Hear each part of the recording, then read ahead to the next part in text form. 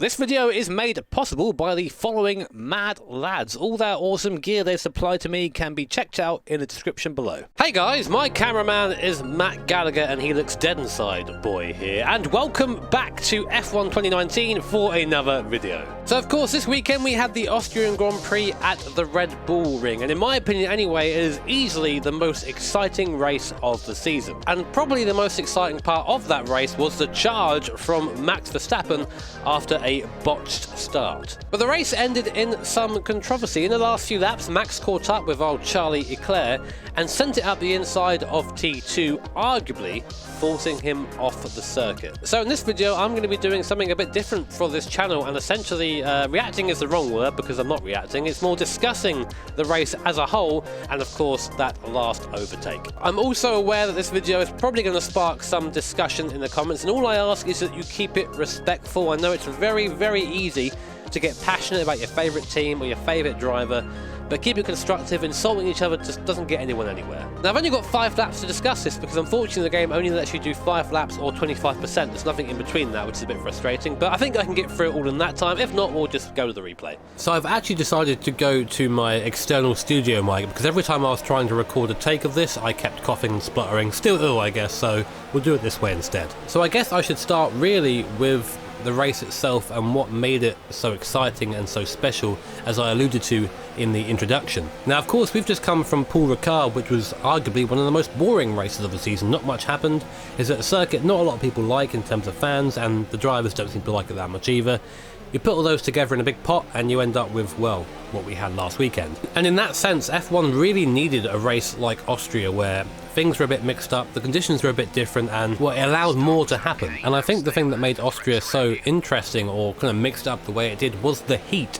The track temperature before the race started was said to be somewhere around 58 degrees Celsius, nearly 60 Celsius, which is just crazy warm, and means that cars are going to be going through tyres very much a lot quicker than they usually would. And it also means that cars that struggle on their tyres usually are going to have that exaggerated to the point of where it's almost undrivable. All you have to do really is look at the Haas team and see just how poorly they did in the race compared to qualifying. Magnussen, for example, qualified in 5th position before his penalty, of course, and then in the race ended up racing with George Russell and with the Toro Rossos, not where the Haas should really be. And we also saw it negatively affect Mercedes. They were having troubles with overheating both with the tyres and with the car itself, and you saw how many times Lewis Hamilton went wide at T1 going over that sausage curb and probably damaging the car further. So let's get into Max's race and work towards what actually happened before I ran out of footage here in the background. So Max started second on the grid, had a really poor start, went into anti-stall and lost a ton of positions. Actually, we were joking on TeamSpeak that it was a bit of a Webber start, but managed to recover and get back into a competitive position. Now,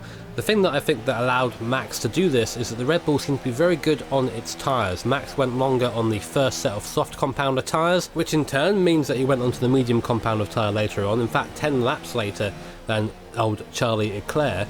And by the time he caught the Ferrari, his car was just quicker. It had better tyres, it seemed a lot nicer out on circuit, despite the scare of a fail-free command. And then on lap 69, and after trying to overtake on the last lap, Max lunged up the inside of T2, was well alongside at the apex in my opinion, but then straightened the wheel out and drove to the exit curb, which essentially pushed Charles Leclerc off the track. Now unfortunately I can't show you guys the overtake on this video, otherwise a man from Formula 1 will come round to my shed and break my legs, but I can put a link to the highlight video they put on their own Formula 1 channel to watch below, so you can watch the overtake for yourself and form your own opinion. And this is the discussion point of this video. Now if you're a Max Verstappen fan, you're probably going to say that Max Verstappen's move was great, and if you're a Charles Leclerc fan, you're probably going to say that Max Verstappen's move was not great. Now I don't really support any team or driver, I just like watching the racing, so I like to think I can look at this somewhat objectively. And initially when I first saw the incident, I thought that's going to be a penalty. And the reason why I thought that is because of how the FIA has been in recent races. Someone put it really well in a reply to one of my tweets, saying that FIA now have gone from using the spirit of the rules to the letter of the rules, essentially meaning that they're going completely literally by the rules now instead of only applying them when they think it is correct to do so. And at first glance it appeared that Max went into the side of Charles Leclerc, hitting him off the circuit, and that was basically it. He forced another car off the circuit. In my mind, slam dunk penalty. But I must say that after seeing the replay a couple of times, that my opinion was somewhat changed. I want to just say as well that I'm a racing fan. I like seeing wheel-to-wheel racing. I don't believe in the old adage that rubbing is racing. F1 in my mind is still a non-contact sport, and there really shouldn't be contact between these cars because frankly they just can't take it. But at the same time, wheel-to-wheel action and late moves like that and lunges are what make the sport interesting to watch, and unfortunately we've got kind of into this era now where a rude overtake is an illegal overtake as opposed to just being a rude one. After all, racing is selfish. It's not about asking permission to pass. You take the place when you want it. That's how racing is. And that's very much now how I'm coming to see the move from Verstappen on Leclerc. It was incredibly rude, but it was a pass for the lead. You don't ask someone's permission to overtake, and Max certainly didn't. You know, I think that Karun Chandok said it best on his Twitter feed, and he said that if there was a gravel trap on the exit of T2, Charles Leclerc would have known that he was beaten and probably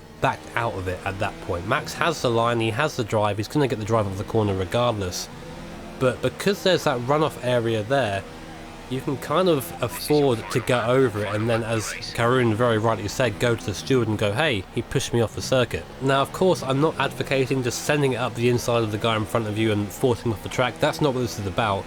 But I think the move, whilst it was very firm and probably right on the edge of what is legal in racing, was fair, and I think the steward's decision to take no further action and call it a racing incident, which we haven't heard that term for a while, so it's nice to hear it, I think it was the correct choice in the end.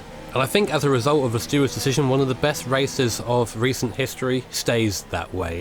It's a bit of a shame that we've had the last few races go down to stewards' decisions, because to me that's not a nice way for it to end as a spectator, because you kind of think, well, it's ended, but has it? We don't really know. And it has that kind of unnecessary level of drama hanging over your head when the race is actually already over and done with. But guys, I'm very curious as to what you think in the comments. I know it's quite a contentious issue, so please try and be respectful in your discussions down below. I don't want to see you flinging insults at each other, because I'm just going to remove those comments, but I think it's very interesting, something that I'd love to hear your opinions on. But if you guys enjoyed the video, then make sure to hit that like button. If you really enjoyed it, then hit subscribe to be notified of future videos and of future streams. I want to apologise as well for the seemingly kind of sporadic streaming / video schedule at the moment. I'm still under the weather, as you can probably hear in my voice. I'm just not able to shake this last bit of cold, and it makes recording quite difficult because when you're talking for a long time you just start coughing and sneezing, and it's not very nice. So I'm on the other end now, so hopefully that's the end of it, but yeah, apologies nonetheless. Big thank you to my patrons and sponsors. Take care, have an awesome day, see you all next time.